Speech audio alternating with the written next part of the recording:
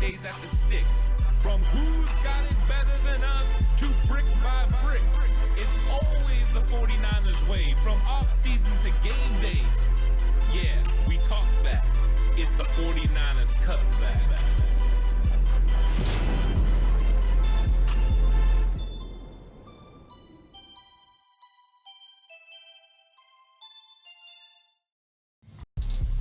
It's 49ers Cutback podcast time. Welcome to the show, everyone. 49ers versus Cardinals defensive key matchups.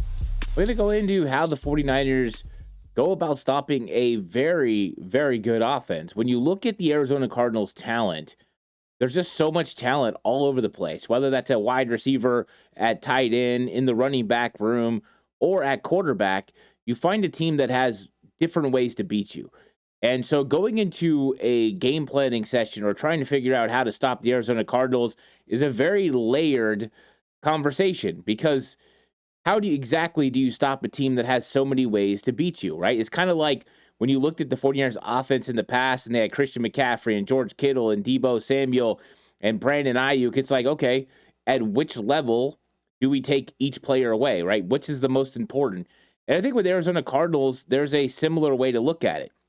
They've got a premier wide receiver in Marvin Harrison Jr. Now, he hasn't reached that elite level yet, but he's got that capabilities. They've got a scrambling quarterback in Kyler Murray who can make every single throw that you need to make. He was a first overall pick for a reason, but his athleticism presents a lot of problems for defenses in containing him and keeping him in the pocket, not allowing him to extend plays and extend drives using his legs. Then you've got a power run game when you're talking about Benson and you're talking, about James Conner. So you've got those guys as well. And then you throw in probably their best player of all in Trey McBride. And Trey McBride, to me, is the second best tight end in all of football. It goes George Kittle, and then it goes Trey McBride. And I think Trey McBride just can do it all, whether it's blocking or catching or yards after the catch or red zone effectiveness. He's just got the ability to make all kinds of plays, which means he's a complete matchup problem. So when you look at Arizona, it's going to be a little bit difficult. There's going to be times they're going to get you. They're going to sting you. You're not going to shut their offense down with their defense, but how could you limit them, right? How could you limit the effectiveness of the Arizona Cardinals offense? So that way maybe you can get off the field a few times. Can you force some third and long, get off the field, and put the ball back into your offense's hands? Well, that's the task of Robert Saleh. And we know what the blueprint of the 49ers defense is.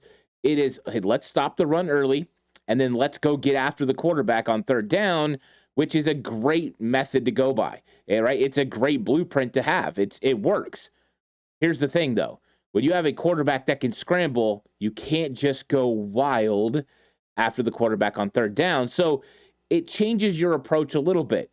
Key weapons in certain positions change your approach a little bit. Where do you have to give help? Where can you be more effective in one-on-one? Allow this player to go one-on-one because he can win, and then I've got to figure out how to give help in another position. It's the give and take of NFL defense against really good NFL offenses, and I think the Arizona Cardinals have proven to be hot and cold so far this season. First halves, really good. Second halves, not as good. But we've seen their run game be so effective against the 49ers in the past that's going to be one of the first things the 49ers are still going to want to do is limit the effectiveness of James Conner and Trey Benson and just not allow them to get some really good big runs and establish a running game, win the time of possession. Not what you need. So this is going to be a fun one. I'm really looking forward to this episode. Please like and subscribe to the channel if you haven't already. I really appreciate it. If you're listening on audio platform, 49ers Cutback on Believe Network, please give it a 5-star rating if you feel like I deserve it. And of course, this episode is brought to you by FanDuel, the title sponsor of 49ers Cutback. So let's talk about these matchups. I went over the offensive matchups. That's available already. If you haven't listened to that or watched that, go back, check it out. You can check out what's going on with the offense. But with the defense, this is where we take a really deep dive on how they stop the Arizona Cardinals. And I've watched both Arizona Cardinals games against New Orleans and against Carolina. I went back and watched how they approached the 49ers defense last year, And it's going to be a little bit different, right? Because Nick Sorensen's defense is definitely not Robert Saleh's defense, not from approach, not from how he calls plays, not the effectiveness, even some of the players that are around. So it is definitely a little bit of a different scenario. So the first thing I'm going to talk about, because I think this is the most important, and I think that the 49ers offseason proves that it's the most important, and that is stopping the run game of the Arizona Cardinals, which is easier said than done. And it's going to be the entire defense. And I know we want to talk about the front seven, and that front seven needs to be very important. But I'm telling you, it is going to take the entire 49ers defense to slow up the Arizona Cardinals run game. The reason being, Kyler Murray. And I'm not talking about scrambling. I am talking about designed runs for Kyler Murray. And one of the things that hurt the 49ers last year, especially in week 5, their matchup with the Arizona Cardinals in San Francisco, one of the most frustrating games to watch. 49ers ended up losing by 1 point. Big reason why they lost Jake Moody, the field goal kicker, on a kickoff where he got hit and he sprained his ankle. That's the origin of the Jake Moody injury. But because, that game was so frustrating, they came back and won. 49ers were up 13 in that game and lost. So just to kind of give you an idea. But when you look at this run game of the Cardinals, Kyler Murray was very good in read option situations in that game. And this has been a little bit of an issue for 49ers defenses in the past because it puts a lot of pressure on your defensive ends. Nick Bosa crashed a lot on running backs and crashed a lot on James Conner, and Kyler Murray pulled. And one of those, he pulled for a 40-plus yard touchdown. That part of the game makes it more difficult. That's where you've got to start engaging multiple different players. Now, Nick Sorensen didn't really have a game plan in place to vary up the looks for Kyler Murray. And what am I talking about? Well, you can't make these read keys extremely simple. When you get into looks where you expect read option, and a lot of it shotgun from Arizona, so it could come, at any point when you have a running back there with Kyler Murray in shotgun, you can run read option, is you have to vary the looks. You can't just make the read key always the defensive end. Sometimes that defensive end has got to be allowed to crash the way that Nick Bosa likes to do, and you have to make sure that your linebacker's ready to take Kyler Murray. If he's not, and you're just expecting that defensive end to do it, number one, it's going to be tough for a guy like Bosa. Now, I do believe that a player like Mikael Williams is going to be more effective against the read option because he's seen it just recently in college a lot. It's definitely more predominant in college football, so that should probably help Mikael Williams. But the 49ers have to have an answer for this. And why is it so difficult? Well, when you run a wide nine like the 49ers do, you get your defensive ends way out. That's what makes it difficult for your defensive tackles to hold up against double teams anyways, because they have those guys wide. It creates natural bubbles in your defense and lanes to run the ball. Well, then when you run the read option, it makes it more difficult because that defensive end is supposed to squeeze down. When a play's going away, a zone play, and that's what they make it look like with the read option, all the linemen are going away from you. And you, as a defender, you're taught to squeeze that down. Here's the problem. If you squeeze it too far, that quarterback pulls and he runs and he has a big gain. So then if you stay home on the quarterback, then it creates a lane for that running back to be able to have a cutback lane, right? He can just boom right inside of that defensive end. He didn't squeeze it down. Now there's a huge hole. It's a lot of space for a linebacker to have to make the play. That is what having a running quarterback can help with effectiveness in your natural running game. And so it just freezes the defender, and now the quarterback accounts as a blocker, basically, by holding that player firm. So defenses have to go about it a couple of ways. Number one, you vary the keys. Sometimes you crash that defensive end. Kyler Murray pulls, but you had the linebacker set on Kyler Murray anyways. That's option number one. Option number two, you get that defensive end crashes, the linebacker still plays the run, and you allow a safety to account for Kyler Murray, Marquis Siegel, Jason Pennick. Option number three, you do the same thing, and it's a nickel corner that accounts for Kyler Murray. Now, the problem when you get into the secondary players is sometimes they have to be in coverage. So you have to be able to to figure out your coverage, roll coverage, and it can open some things up in RPO. That's why a lot of teams started running RPO, because if you are running it and you make your linebacker account for the quarterback, all they're looking for is that linebacker to move. As soon as he moves, ball right out, right? So there's a lot of different options for the 49ers, and I think they need to vary it, and I think that they will. I think sometimes you're going to see those defensive ends crash. I think sometimes they're going to stay home, and they're just going to make the Arizona Cardinals consistently be able to run the ball. Now, I think that this is a tough matchup for that front because of that reason, of just being the effectiveness of Kyler Murray in the read option game against the 49ers has been a problem. Now, I do think the 49ers are more ready for it than they've ever been before. When you look at the speed element at certain places, Mikael Williams is athletic on the outside. That helps a lot. You've got Marquis Siegel from safety, extremely athletic. D. Winters, extremely athletic. So those guys can help a lot with being able to limit the run. So now that we've talked about the read option, and I know I'm spending a lot of time on the run game, but it's very important. You also have to be willing to come up and stick James Conner. James Conner gets a lot of yards after contact. Now, he hasn't been as effective this year as he has been in years past, but he's ran really, really well against the 49ers, and the 49ers need to make sure they slow him down. They've got to get him down. They've got to gang tackle. They can't let him fall forward for the extra 2, the extra 3. You've got to be willing to go low. You've got to be able to hit this guy waist and lower and not allow him to use that big strength that he has. Gang tackling is going to be very important for the 49ers in this football game. And then Trey Benson, you can't allow him to get to the outside. He's the more athletic of the two, the more talented. I've watched this guy play a lot of years in college football. He's very good. So they have those two guys who can definitely create some opportunities in the run game, and they've got Kyler Murray with design runs as well. So 49ers, it's going to take a complete defensive effort to slow down the Arizona Cardinals run game, and they're getting tight end Tip Reiman back as well. So that's going to help with their blocking.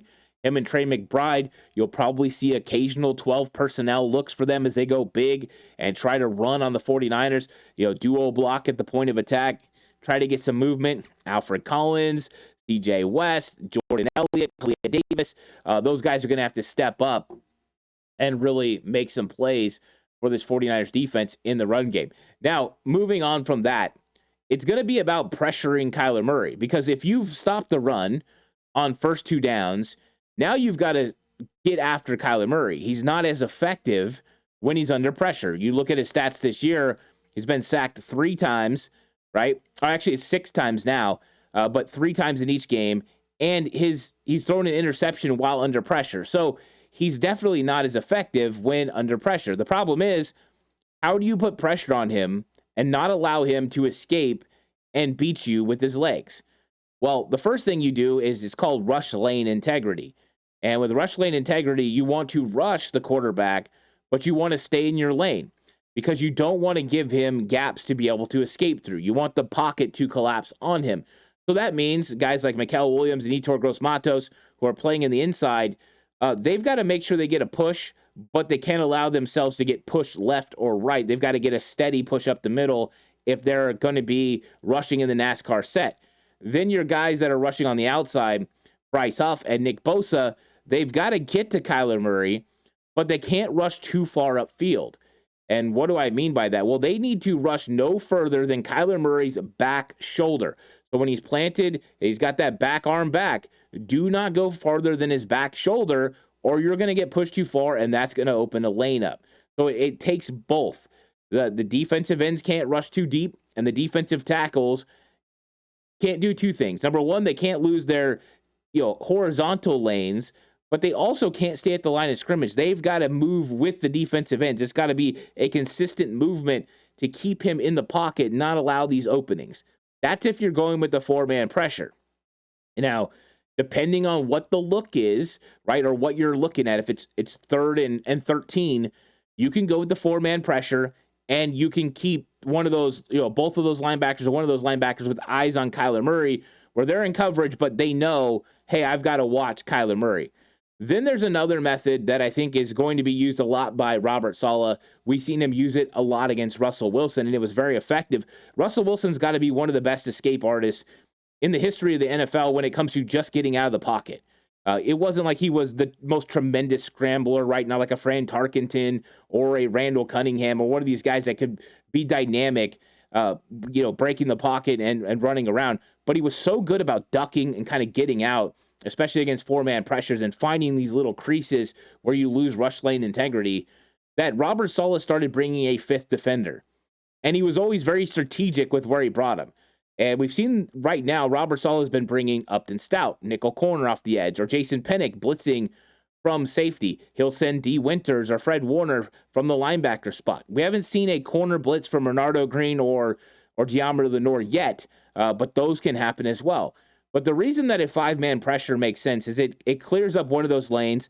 It allows you to be a little bit more aggressive when it comes to getting to the quarterback, because now you have a fifth guy that kind of clogs up the interior part. It also puts pressure on that interior offensive line. It makes the opposing team, the Cardinals in this case, keep a player in, whether it's a tight end or a running back in the box to help. So I think he's going to mix that in. I think sometimes we'll see Upton Stout come from the outside, and then he will be the outside rusher, and they'll kind of loop in their defensive end over here and kind of make a five-man pressure.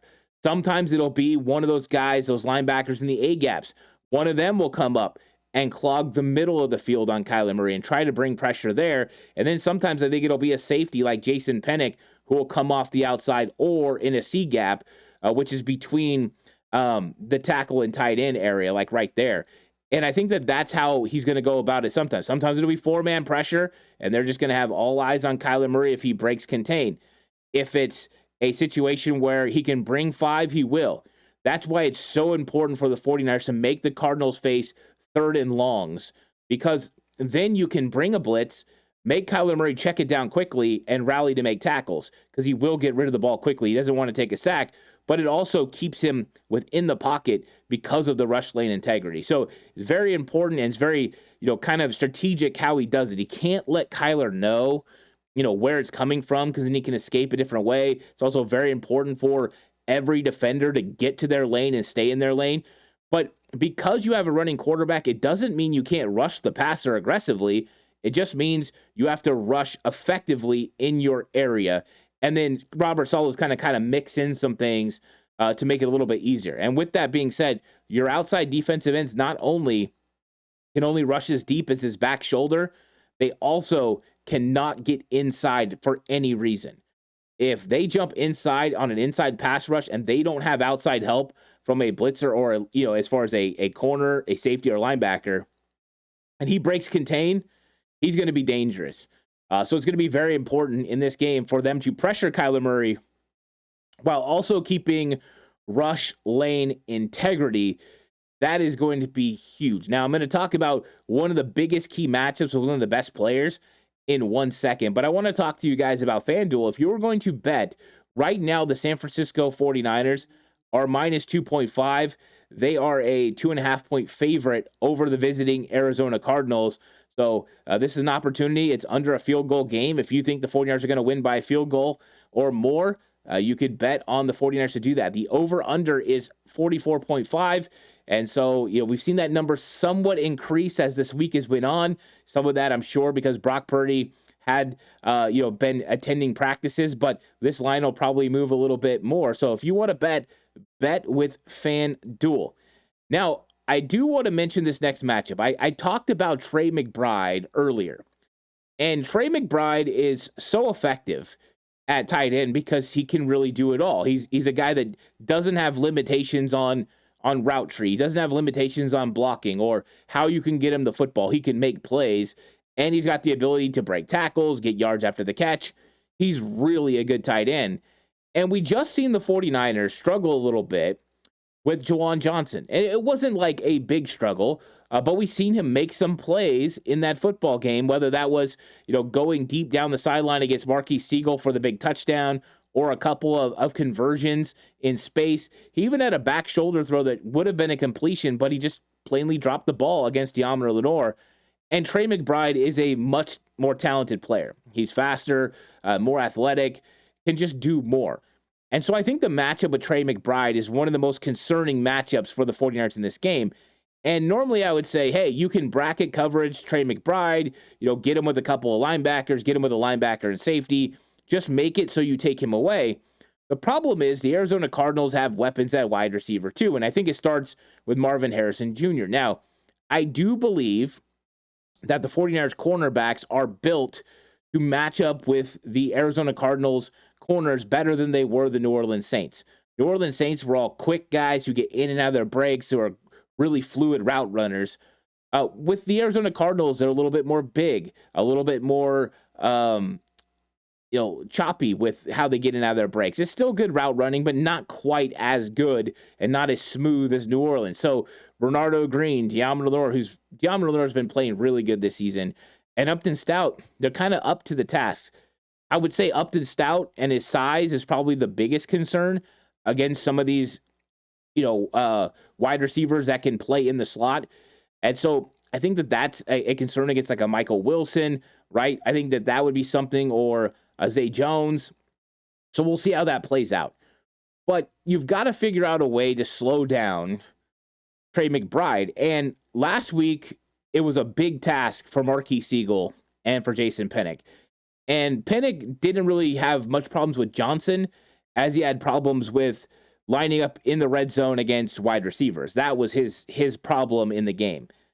And you're going to have another matchup now where Marquis Siegel, this is exactly the kind of matchup you envision him when you draft him. You drafted him. He's a 4.3 speed guy who played some nickel and dime corner in college at Kansas State.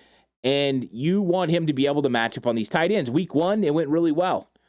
But the Seattle Seahawks tight ends are not as good as the Arizona Cardinals tight ends. And they've got a couple of guys that can make some plays in the passing game. It starts with Trey McBride, but make no mistakes, Elijah Higgins, he can make some plays in the passing game as well. He can be successful catching the football. So they are going to be tasked, and they're going to have to answer the call of stopping or slowing down, not stopping, but slowing down Trey McBride and Elijah Higgins in this game. And I think this is where Marquis Siegel has to kind of continue to elevate his game, because there's going to be moments he's going to be there. Now, he's not going to be the only one. Robert Saleh is going to keep this thing moving. He's going to have moments that Fred Warner lines up on Trey McBride, especially on, clutch third down plays, or D Winters undercuts him. And D's going to have a lot of things to worry about with the running backs as well. But I think that this is an all hands on deck, all eyes on Trey McBride, make other people beat me type of situation. And I think that that's what the Niners are going to do. But it's another really good growth opportunity for Marquis Siegel, because make no mistakes, this is what they drafted him for. They've got Malik Mustafa, who will be coming back soon, and he is your guided missile that makes all the plays in the box. He's lights out.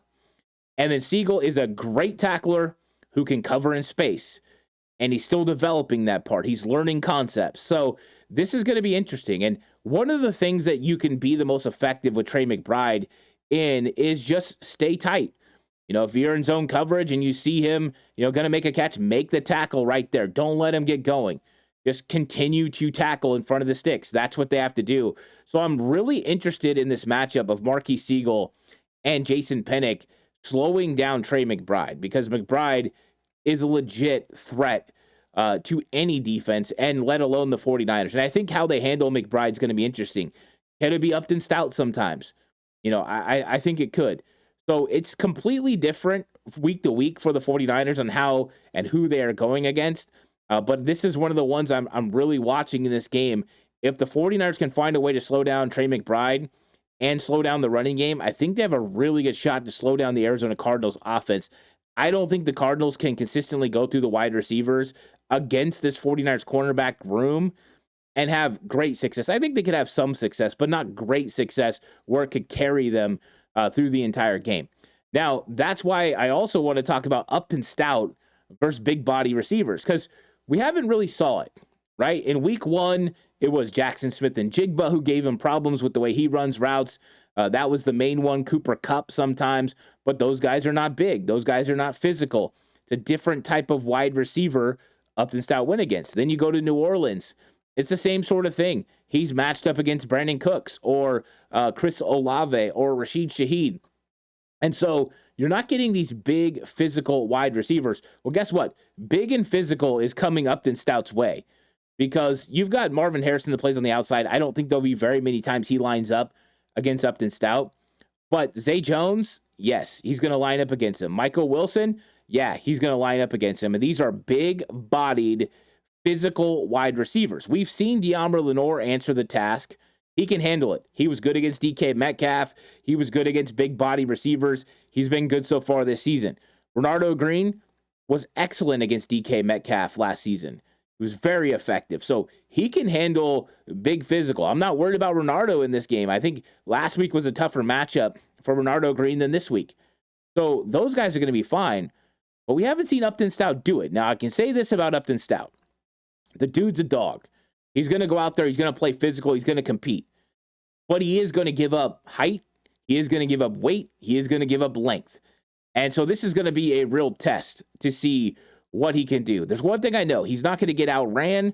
He's not going to get outrouted by these guys, but he's going to have to be in their hip pocket. He's going to have to be physical, and he's going to have to make sure that he's in the prime position to play their hands when it's answered. And what am I talking about playing hands? When their hands go up to catch the ball, your hands got to go up between it.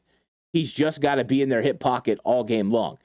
And he also can't allow them to beat him to a spot in the red zone because of him lining up pre-snap incorrectly like he did against Seattle, or those fade routes. Now, that's not the only thing that they can do, right? It's not like they're only going to run big wide receivers out there, even though everyone feels big. They got Michael Wilson, Zay Jones, Marvin Harrison, Simi Fehoko, who are all extremely big, but they also have a speed element with Greg Dortch as well. So it's not like, he can't do some things as well. So a lot of big, though. That's going to be a key in this game, is how Upton Stout handles it. Now, one more thing I want to talk about when it comes to the matchups. We talked about the run game, and I talked about all the bodies, but I didn't talk about the defensive line enough, because the Arizona Cardinals are putting out a pretty good offensive line. Now, they don't have Will Hernandez. He's injured right now, but they're going to be rolling out, Paris Johnson, Evan Brown, Fruholt at center. They got Isaiah Adams, Jonah Williams. It's a talented group. And so the 49ers are going to have to hold up. Now, these guys aren't huge in the interior. They're not guys that should be able to consistently just drive, Jordan Elliott, Kalia Davis, Alfred Collins, and CJ West off the ball. But the defensive tackles are going to have to play well, or that's going to happen. So that's going to be another key matchup in this game, is, these defensive linemen holding up in the run game. I think that's going to be huge. And I think the 49ers have a huge advantage if they get to the NASCAR package against these interior offensive line. And I still think that, Paris Johnson and Jonah Williams, they're going to have everything they can handle with Nick Bosa and with Bryce Huff. I think it's going to be a blast. This game is going to be fun. If the 49ers are able to earn the right to rush the passer on third down in this game, I think they have a really good chance of getting it done and winning. But it's got to start with that. Then it's Kyler Murray making sure you keep him inside the pocket and not allow him to win with his legs. Then it's slowing down Trey McBride, not allowing him to get going too much. It's Upton Stout versus those big-bodied wide receivers. I think it's going to be a fun one. The matchups are going to be interesting, and if the 49ers come out on top of the matchups, are going to come out on top in the game. Thanks for watching. I really appreciate it. It means a lot. Like and subscribe if you can. I really appreciate that. And if you're listening on audio platform, 49ers Cutback on Believe Network, please give it a 5-star rating if you feel like I deserve it. And, of course, this episode is brought to you by FanDuel. I'll catch you guys in the next one. Until then, stay safe. Remember, the right way is always the 49ers way.